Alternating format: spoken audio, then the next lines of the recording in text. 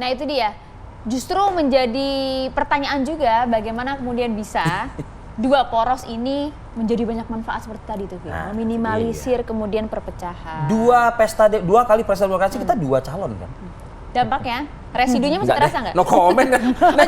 Jangan kita yang ngomong, itu langsung aja kita kenalkan jumlah narasumber kami ada Mas Adi Prayitno, analis politik. Selamat pagi Mas Adi. Pagi, Assalamualaikum Mas Adi. Waalaikumsalam warahmatullahi wabarakatuh. Selamat pagi Maria, Fadil. Selamat pagi. Rapi sekali pakaiannya ya. Kenapa sih sinis banget Bu? Komentarin yang mana nih sinisnya? Ke kita atau justru berita tadi nih? Ibu Leli Aryani Napitupulu. Selamat pagi. Assalamualaikum. Assalamualaikum Rivi dan Ayah. Jadi panggilannya dari dulu Rivi, bukan Arifadi. Kalau Bu Leli aja ya, dia selalu kalau kita undang selalu mengedepan warna-warni. Artinya warna-warni jangan hanya hitam dan putih kan, maksudnya gitu kan?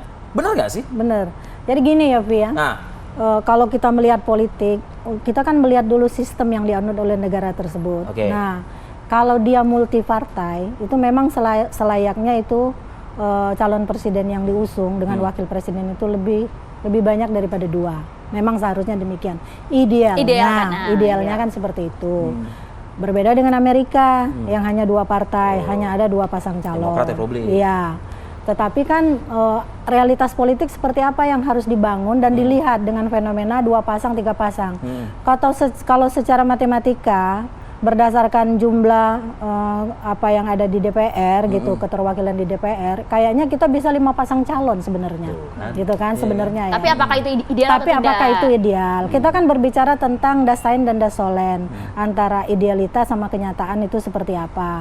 Nah jadi kalau mungkin ada banyak pihak yang mengusulkan 2 pasang aja deh, pertimbangannya karena apa 2 pasang? bahkan kepala negara mengatakan itu juga kan. Nah pertimbangannya karena apa? Mungkin kalau asumsinya karena biaya, kita setuju, sangat setuju itu. Karena kalau idealnya hanya banyak calon, tapi realitasnya dengan biaya yang banyak, tenaga yang banyak, kan pasti kalau lebih dari 2 calon akan ada 2 putaran.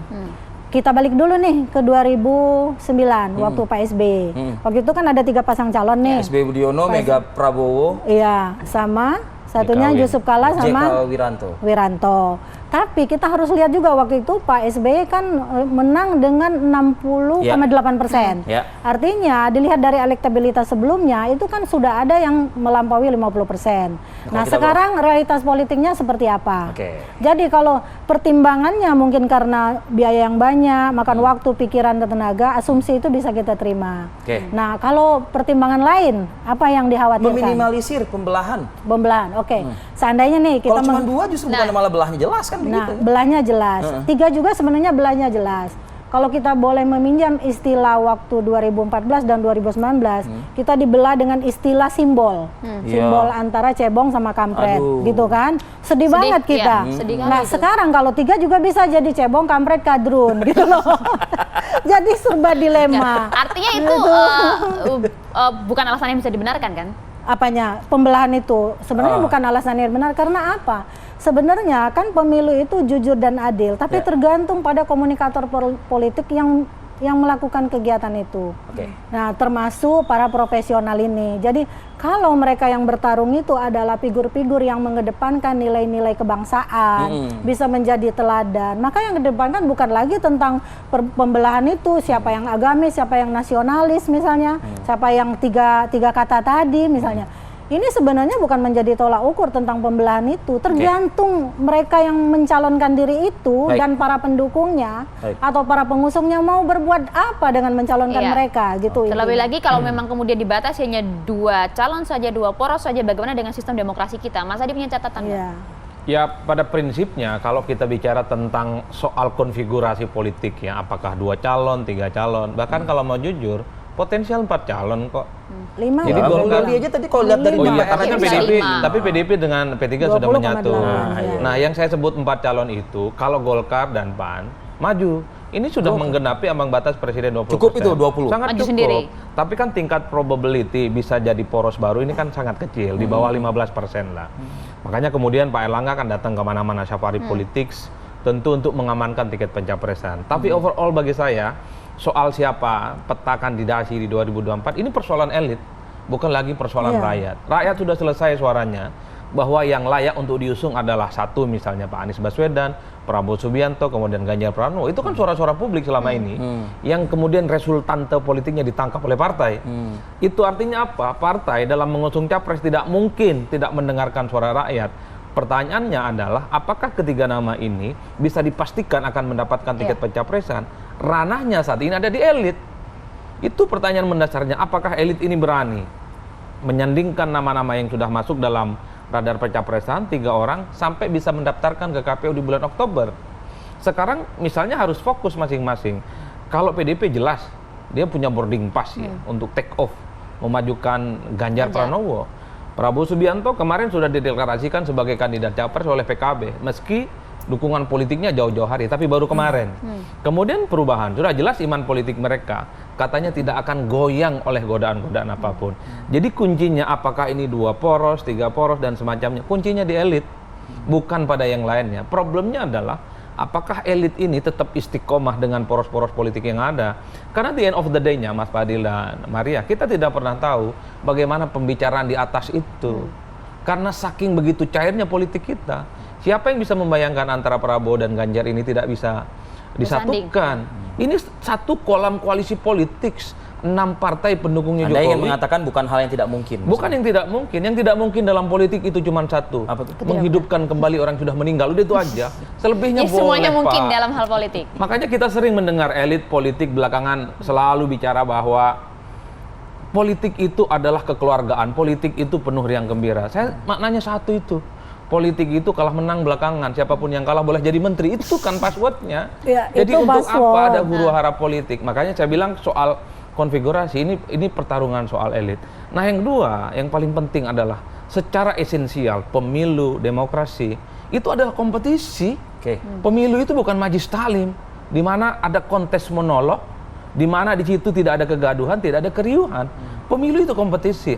Bagaimana memenangkan pertarungan? Sudah pasti ada. Dan pasti secara alamiah. Jadi pemilu itu adalah tempat menyaring di mana ada pro dan kontra, ada pertengkaran dan perkelahian gagasan, ada dukung-mendukung dengan kalimat-kalimat pejoratif, kadrun, kadal gurun, kodok gurun, macam-macam. Itu adalah kalimat-kalimat pejoratif yang satu sisi tujuannya adalah untuk menyerang orang lain sambil memuji-muji setinggi langit jagoan kita, kan itu. Itu adalah variabel penting dalam pemilu. Jadi menghilangkan polarisasi, menghilangkan persaingan dalam politik. Sampai lebaran kuda sekalipun kok rasa-rasanya nggak mungkin, Pak Adil. Artinya pembatasan 2 poros ini pun juga tidak mungkin kan ya?